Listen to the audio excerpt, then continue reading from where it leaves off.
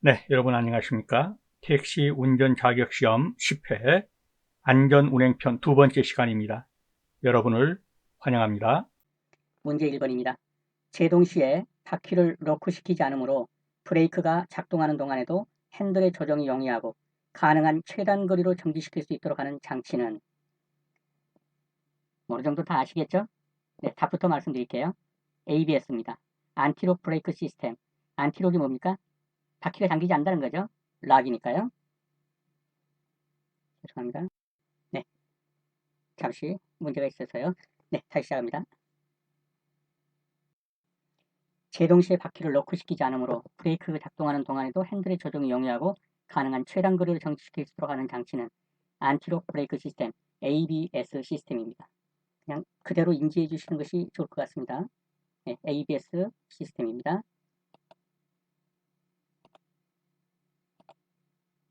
2번입니다. 유압식 풋브레이크에 대한 설명이다. 틀린 것은 유압식 풋브레이크는 아주 쉽게 말해서 우리가 늘 발로 밟고 다니는 브레이크입니다. 그래서 주행 중에 발로 조작하는 일반적으로 사용하는 주제동 장치다. 맞습니다. 브레이크 페달을 밟으면 브레이크액이 휠 실린더로 전달된다. 맞습니다. 3번 휠 실린더의 피스톤에 의해 브레이크 라이닝을 밀어준다. 맞습니다. 휠 실린더에 있는 피스톤에 의해서 유압으로 브레이크 라이닝을 그 브레이크 드럼 쪽으로 밀어줘서 제동을 시키는 것입니다. 4번 엔진의 기어비에 의한 저항력을 이용해 속도를 줄일 때 사용된다. 이거는 지금 이것이 틀린 것인데 이것은 무슨 브레이크입니까? 엔진 브레이크입니다. 그래서 뭐 4단으로 달리던 차를 2단 기어로 놨다. 그러면 그 기어비가 저속으로 돌아가죠. 그 저항력을 이용해 속도를 줄이는 것입니다. 그래서 엔진의 기어비에 의한 저항력을 이용해 속도를 줄일 때 사용된다는 것은 엔진 브레이크에 대한 설명입니다. 네, 4번은 엔진 브레이크에 대한 설명이다. 그대로 알아놓으시면 되겠습니다. 3번입니다. 다음은 엔진 브레이크에 대한 설명이다. 틀린 것은 내리막길에서 풋브레이크만, 즉 발로 하는 브레이크만 사용하게 되면 라이닝 마찰에 의해서 제동력이 떨어집니다. 내리막길에서는 엔진 브레이크를 사용하는 것이 안전합니다. 맞습니다. 가속 페달을 넣거나 받고 있는 가속 페달을 이제 떼버렸어요. 그러면 속도가 느려지겠죠? 또는 고단 기어로 바꿔주게 되면 글쎄요. 엔진 브레이크가 작동되어 속도가 떨어지게 된다. 놓고 봅시다. 4번 구동바퀴 후에 엔진이 역으로 회전한 것과 같이 되어서 그렇죠? 4단에서 2단계로 바꿔버리니까 기어비에 의해서 역으로 회전한 것 같이 되어서 그 회전 저항으로 인해 제동력이 발생한다. 엔진 브레이크에 대한 설명입니다. 그럼 3번은 뭐가 틀렸을까요? 네, 가속 페달을 넣거나 고단 기어가 아니라 뭡니까? 저단 기어가 되죠. 4단 기어 놓다가 그죠? 엔진 브레이크로 해서 속도를 늦추려면 2단 브레이크로 바꿔준다는데 저단 브레이크로 바꿔야겠죠? 네, 그래서 고단계로 바꿔주게 되면 이라는 표현이 틀린 것입니다. 네, 엔진 브레이크가 작동하게 하려면 가속 페달을 넣거나 아니면 저단기어로 바꿔줘야 합니다. 4번입니다. 다음 중 자동차의 제동과 관계가 먼 것은 엔진 브레이크. 네, 조금 전에 계속 설명한 게 엔진 브레이크였죠. ABS 아까 봤죠? 네, 되게 밟으면 어떻습니까? 타타타타 하면서 핸들 조향이 쉽죠. 그리고 이제 계속 밟고 있으면 멈추는 거예요. 네, ABS 브레이크죠. 주차 브레이크, 엔진 브레이크. 스티어링 휠은 뭡니까? 이거는 핸들입니다. 핸들. 핸들을 그냥 좀 고급스러운 용어로 스티어링 휠이라고 하는 겁니다. 이것은 브레이크 제동 장치와는 관계가 없죠. 관계가 뭡니까? 스티어링 휠은 조향 장치입니다. 방향. 핸들이니까 방향이죠. 그래서 자동차의 제동과 관계가 먼 것은 그러면 스티어링 휠입니다. 다음 중 자동차 현가장치의 기능이 아닌 것은 현가장치는 뭡니까? 완충장치. 우리가 쉽게 말하는 뭡니까? 쿠션. 이거죠. 자, 차량의 무게를 지탱해서 차체가 직접 차축에 얹히지 않도록 해준다. 그렇죠. 이거는 주로 스프링이나 또는 유압으로 보충하는 쇼업소업으로 해가지고요. 2번 도로 충격을 흡수해서 운전자와 화물에 유연한 승차감을 제공한다. 그렇죠?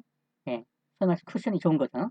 3번 현가장치의 유형에는 판 스프링 주로 화물 자동차, 코일 스프링 주로 승용 자동차, 공기 스프링, 버스 등 대형 차량과 스프링을 보조하는 역할로 ሾ크 업서버, 충격 흡수 장치 등이 있다. 맞습니다. 구동력과 제동력을 지면에 전달한다. 글쎄요. 이 완충 장치가 구동력과 제동력을 지면에 전달하나요? 완충을 할 뿐이죠. 구동력과 제동력을 지면에 전달하는 것은 그렇죠.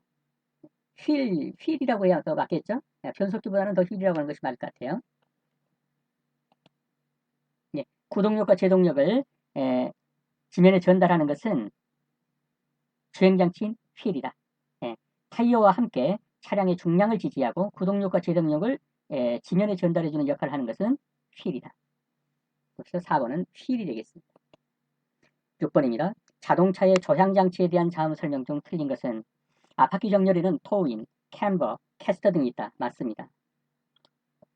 캠버는 앞바퀴가 하중을 받을 때 아래로 벌어지는 것을 방지하고 핸들 조작을 가볍게 한다. 엄밀히 말하면 이 캠버는 플러스 캠버입니다. 그래서 앞바퀴 하중할 때 아래로 벌어지는 걸 방지하고 라고 할 때 이 캠버는 이런 식이 된다는 거예요. 바퀴가. 너무 이렇게 그랬나요? 다시 그려볼게요. 뭐 이런 식으로. 이게 바퀴라면 위가 벌어지고 아래가 좁아지는 현상이에요. 이런 식으로 되는 것을 이제 플러스 캠버라고 그러는데 어떻든 이렇게 해서 앞바퀴의 이 경사가 위보다 밑으로 좁아지는 거.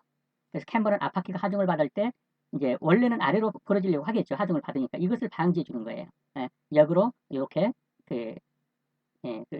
위보다 아래를 좁혀주기 때문에 그래서 핸들 조작을 가볍게 해준다. 이게 캠버예요. 그 다음에 자동차를 옆에서 보았을 때 차축과 연결되는 킹핀의 중심선이 약간 기울어져 있는데 자동차를 이렇게 볼 때 원래는 이 중심선이 여기죠. 근데 이 킹핀이 어떻게 해요? 이렇게 약간 기울어져 있단 말이에요. 이렇게 킹핀을 끼우는 이유는 뭐냐? 그것은 앞바퀴에 직진성을 부여해서 차의 롤링을 방지하고 핸들이 돌아갔을 때 원위치로 쑥 돌아오게 하는 이 각도만큼을 줘가지고 원위치로 돌아오는 탄력을 맡겨주는 거예요. 이것을 캐스터라고 하는 겁니다. 캐스터. 맞습니다. 토우인이란 앞바퀴를 위에서 보았을 때 뒤쪽이 앞쪽보다 좁은 상태를 말하고 이는 타이어의 마모를 방지하기 위한 것이다. 자, 토우인은 위에서 평면으로 내려보면 어떻습니까? 앞쪽 바퀴가 이런 식으로 이런 식으로 뒤쪽 바퀴보다 이쪽이 앞쪽이 더 좁아요. 근데 여기서는 뭐라고 그랬어요? 뒤쪽이 앞쪽보다 좁으면 이런 식으로 돼야 되는데 이러면 차가 어떻게 되겠어요? 바퀴가 이런 경우는 핸들 조작도 어렵고 원래가 이 차가 앞으로 나갈 때는 벌어지는 현상이 있어요. 이 작용이. 그래서 이 앞바퀴 쪽이 이렇게 오므라져 폭이 좁아져야 돼요.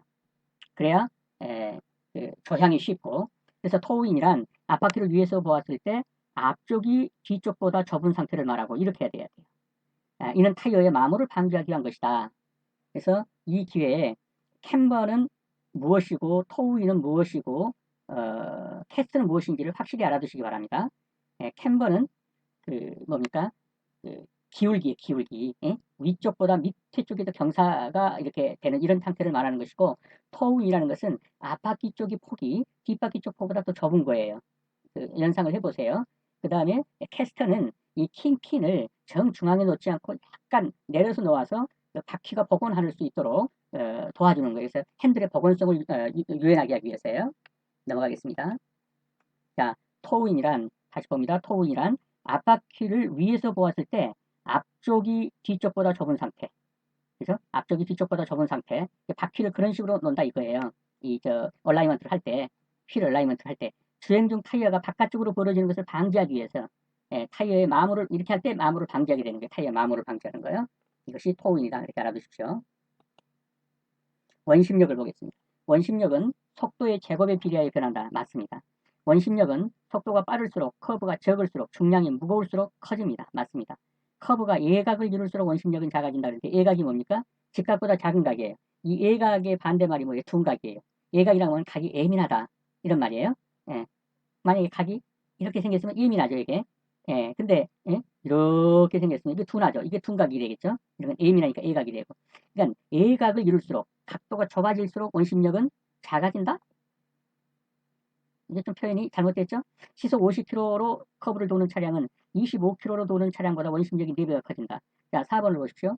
속도 차이는 2배 차이예요. 그죠? 2배 차이인데 속도의 제곱에 비례해서 변한다 그러니까 변하는 것은 2배의 제곱으로 변한다니까 4배죠. 그래서 속도로 보면 50km로 커브를 도는 차량과 25km로 도는 차량은 속도로 보면 2배인데 이것을 원심력으로 보면 4배가 더 큰 거예요.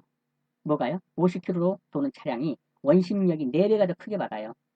원심력을 밖으로 튕기지 나가려는 거죠. 자, 그러면 뭐가 틀렸죠? 커브가 예각을 이룰수록 원심력은 작아진다가 아니라 커진다라 이렇게 맞겠죠? 이 부분이 틀린 것입니다. 확인합니다. 자, 커브가 예각을 이룰수록 원심력은 커집니다. 커브가 예각을, 예민한 각이죠. 예, 각도가 적은 거예요. 이룰수록 원심력은 더 커지게 된다. 그래서 더 위험하게 되죠.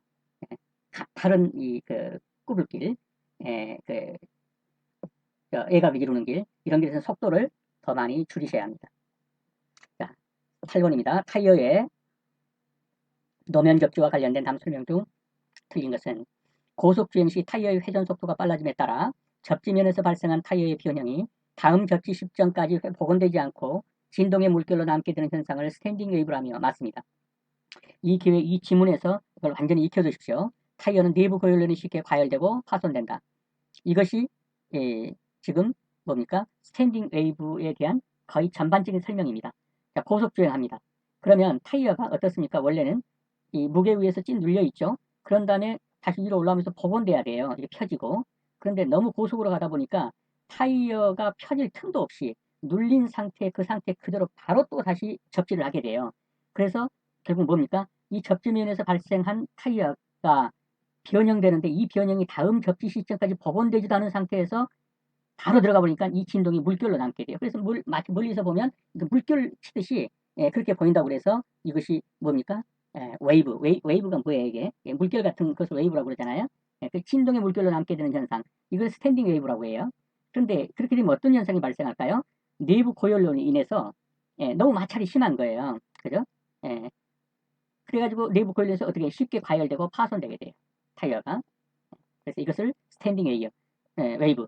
그러니까 눌린 타이어가 위로 올라올 때는 펴져서 다시 이제 접지를 할 때 뭡니까? 제대로 이제 접지를 하게 돼야 되는데 펴지지도 않고 눌린 상태가 그대로 다시 눌리고 하니까 마찰열이 심하게 되겠죠. 과열되고 파손된다. 연상해 보시면 이해가 되십니다. 자, 2번입니다. 물이 고인 노면을 고속주행 시 타이어의 트레드 홈 사이에 있는 물을 대수하는 기능이 감소되어서 자, 아까는 이제 물 없는 도로였어요. 근데 이번에는 물이 고인 노면이에요, 이제. 근데 이 타이어 트레드가 이제 뭔지 아시죠? 그 홈 있잖아요. 툭툭 튀어나오고 그 트레드 홈 사이에 있는 물이 배수되기도 전에 어때요? 다시 노면 접지에 또 붙어버려요. 타이어는 이제는 노면하고 접지될 기회도 없이 물과 물 사이로 이제 오르내리는 거예요. 이때 앞쪽에서 들어오는 물의 압력이 있어요. 보통 2배라고 그러죠. 100km 가면 200km 압력으로 이 물이 밀어 올리는 거예요. 그러니까 타이어가 땅의 노면으로부터 이제는 아예 또 올라버린단 말이에요. 그래갖고는 뭐냐, 수상스키 타듯이 물 위를 미끄러져 가는 거예요. 달려가는데 실제는 접지대에서 달려간 게 아니라 이게 물 위를 미끄러져 수상스키 타듯이 가는 거예요. 이게 수막 현상이라고 해요. 물이 막을 현상은 위를 달려가는 겁니다. 매우 위험하죠. 이것을 수막 현상이라고 한다. 앞에 거는 뭐예요? 너무 빨리 달려서 타이어가 복원될 시간도 없이 가니까 타이어 트레드가 좀 펴져가지고 다음번에 트레드가 닿아야 되는데 이게 납작한 상태에서 그 다음에 또 닿아버리고 이걸 가리켜서 우리는 뭐라고 했어요? 스탠딩 웨이브라고 한다. 두 번째는 물이 있는 노면을 가는데 물이 빠질 사이도 없이 타이어 트레드 홈 사이에 있는 물이 빠질 사이도 없이 다시 노면을 접촉하니까 이제는 물과 물들이 서로 만나서 압력으로 바퀴를 밀어 올리는 거예요. 그래서 이제는 바퀴가 땅을 밟고 간 게 아니라 물 위를 미끄러져가는, 물 위를 미끄러지는 현상, 수막 현상이라고 한다. 확실히 알아두십시오. 3번 스탠딩 웨이브 현상이든 수막 현상이든 예방법은 일단 속도 늦추는 거예요. 고속 운행하지 않는 것이다. 맞습니다. 스탠딩 웨이브 시에는 타이어 공기압을 평소보다 높이고 수막 현상 시에는 타이어 공기압을 평소보다 조금 낮추는 것이 또 하나의 예방법이다. 이게 틀렸어요. 둘 다 뭡니까? 타이어 공기압을 평상시보다 높게 맞춰줘야 돼요. 그래야 바퀴가 밑으로 깔리는 것이든 또는 물이 골패 사이로 빠져나가는 것이든 쉽겠죠. 일단 공기가 좀 빵빵해야. 근데 그나마 공기마저 빵빵하지 않으면 타이어는 더 짓눌려서 스탠딩 웨이브가 더 심할 것이고 또 물은 더 빠져나가지 못해서 수막 현상은 더 심하게 돼요. 그래서 공기압을 둘 다 평소보다 높여주는 것이 필요하다. 틀린 것은 4번이 되겠습니다. 이 문제는 분명히 이해를 하고 계셔야지 감으로 찍을 수는 없어요. 그래서 스탠딩 웨이브 시에는 타이어의 공기압을 평소보다 높이고 수막 현상 시에도 타이어 공기압을 평소보다 높인다. 둘 다 타이어 공기압을 높여야 된다. 자, 이제 한 번 더 봅니다.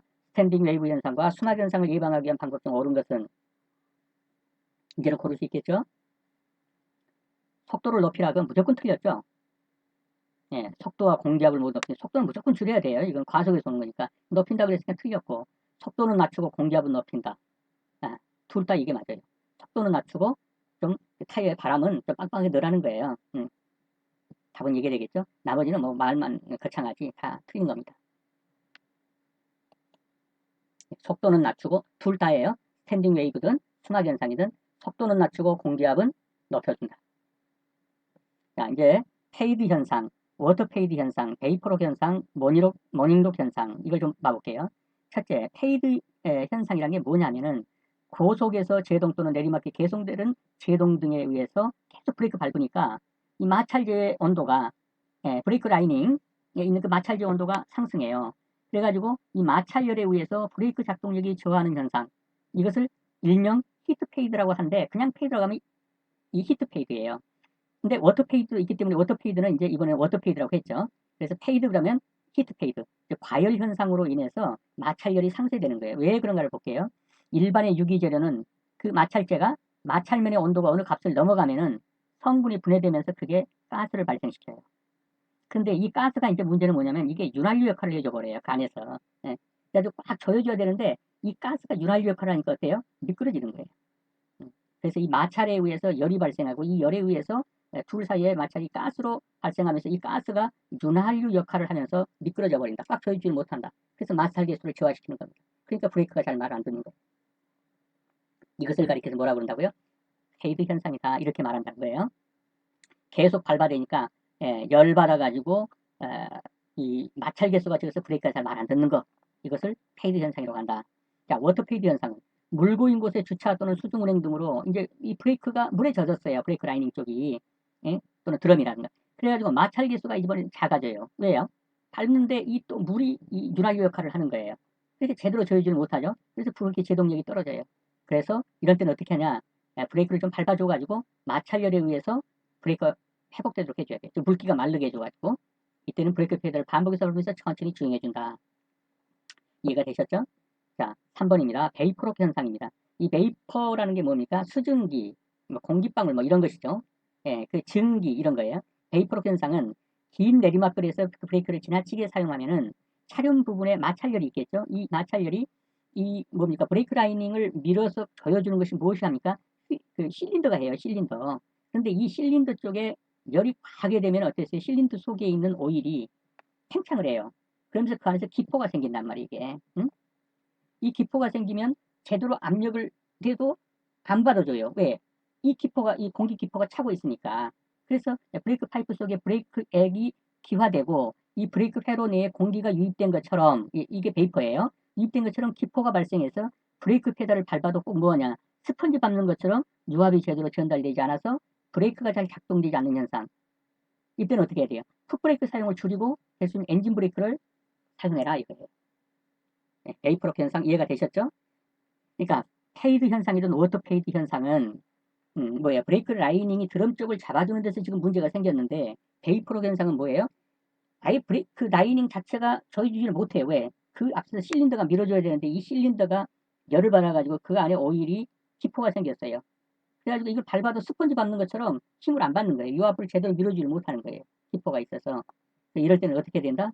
풋브레이크, 우리가 일반적으로 밟는 발브레이크를 좀 줄이고 엔진 브레이크를 사용해라. 엔진 브레이크 저속으로 놓고 가라는 거예요. 다음, 모닝록 현상은 무엇이냐? 비가 자주 오거나 습도가 높은 날 또는 오랜 시간 주차한 후에는 브레이크 드럼에 미세한 녹이 발생하게 돼요. 그래서 며칠 세워놨다가 비 오는 뒤에 타고 가려고 보면 의외로 그냥 팍팍 걸릴 거예요. 아마 제동이. 그 급제동 걸려요. 이때는 브레이크가 지나치게 예민해서 작동해요. 급제동 돼요. 예? 그래서 출발하기 전에 이때는 브레이크를 여러 번 밟아서 녹을 제거해주고 운행하는 게 좋아요. 왜 이렇게 잘 들을까요? 드럼에 녹이 쓸어서 마찰 계수가 높아지는 겁니다. 그래서 의외로 이상하다. 비 오고 며칠 세워놨다가 타고 가니까 왜 이렇게 브레이크가 확확 걸리지? 드럼 쪽에 녹이 발생해가지고 마찰 계수가 늘어나서 생기는 거예요. 그럴 때는 미리서 몇 번 수에 밟아줘가지고 녹을 좀 제거한 다음에 타고 다녀라. 자, 이해가 되시죠? 페이드, 워터 페이드 현상은 뭐다? 브레이크 라이닝 자체가 드럼을 잡아주는 그 힘이 마찰 계수가 적어져서 문제가 생긴 것이고 베이퍼록 현상은 아예 그 브레이크 라이닝이 드럼을 잡아줄 때에 사용되는 뭡니까? 실린더. 이 실린더가 공기압이 차가지고 베이퍼가 차가지고 밀어주지를 못한다. 왜 베이퍼가 찼냐? 과열로 인해서 오일이 기포가 생겨버렸다. 모닝록 현상은 계속 좀 세워놨더니 이건 아예 드럼에 녹이 쓸어가지고 녹이 발생해가지고 브레이크를 잡았더니 확확 걸리더라. 왜? 녹이 있으니까 우선 마찰 개수는 좋을 거 아니에요. 그때는 미리서 좀 브레이크를 밟아서 녹을 좀 제거한 다음에 운행해라. 네, 이해가 되셨죠? 자, 페이드 현상 이거 하나만 보고 마치겠습니다. 내리막길을 내려갈 때 브레이크를 반복해서 사용하면 마찰열이 라이닝에 축적되어 브레이크 제동력이 떨어지는 현상을 페이드 현상이라고 한다. 맞습니다. 브레이크 액이 기화하여 페달을 밟아도 유압이 전달되지 않아서 브레이크가 작동하지 않는 현상을 말한다. 이게 뭐라고 그랬어요? 이게 실린더를 밀어줘야 되는데 그 안에가 뭐가 찼다는 거예요? 이 공기 같은 게 찼다는 거 아니에요? 브레이크에 기화해서 유압이 전달되지 않아요. 마치 스펀지 받는 것처럼. 이걸 뭐라고 했어요? 베이퍼로 현상이라고 했죠? 베이퍼로. 비가 자주 오거나 습도가 높은 날 또는 오랜 시간 후에 주차한 후에는 브레이크 드럼에 미세한 녹이 발생했어요.